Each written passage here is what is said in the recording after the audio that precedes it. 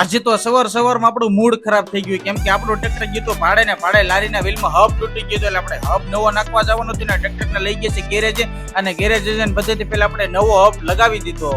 સવારમાં હું ડીગુભાઈ ને ટ્રેક્ટર ને લઈને આવી ગઈ છે કપચી ધોવા, કારણ કે કપચી થોડીક થઈ ગઈ છે મેલીની કપચી નાખવાની છે ડીગુભાઈ ની ઘરે. કપચી ધોઈને પછી આપણે આવી ગઈ છે ટાઈસ ભરવા, કારણ કે ટાઈસ આપણા ઘરે થોડી ઘણી નાખવાની છે. મને તો એટલી વારમાં યાદ આવી ગયું કે આપણે એપ્રેન્ટિસ કર્યું જેની પરીક્ષા આપણે આપી જ નથી, એટલે તાત્કાલિક આપણે તૈયાર થઈ ગયા છે ને આપણે એક્ઝામ દેવા જવાનું છે ને ગાડીને કરી દીધી છે 150 ની સ્પીડમાં ને એટલી વારમાં તો અમરેલી ડિવિઝન ઓફિસમાં આવી ગયા છે ને હવે જવાનું છે એક્ઝામ દેવાની. એક્ઝામ દઈને આવી ગયું છે ભાઈ, એક્ઝામ દઈ જોરદાર ને હવે આપણે 100 માંથી તો 100 આવી જવાની વાત તો પાકી જ છે. અને બહાર નીકળે તો ભાઈ જોરદાર વરસાદ આવતો હતો ને આપણી ગાડી તો શું વરસાદમાં નાય રે ની હારે મને નવરાવી દીધો ને થોડોક જ આગળ ગયો તો ડીગુભાઈ મળી ગયા ને પાછો થોડોક આગળ ગયો તો હાથની ઘડિયાળ તૂટી ગઈ ને ઘડિયાળના કાંટા ગોતવાના છે, કારણ કે જ્યાં સુધી સાપડો ન મળે ત્યાં સુધી ઘડિયાળ રિપેર ન થાય.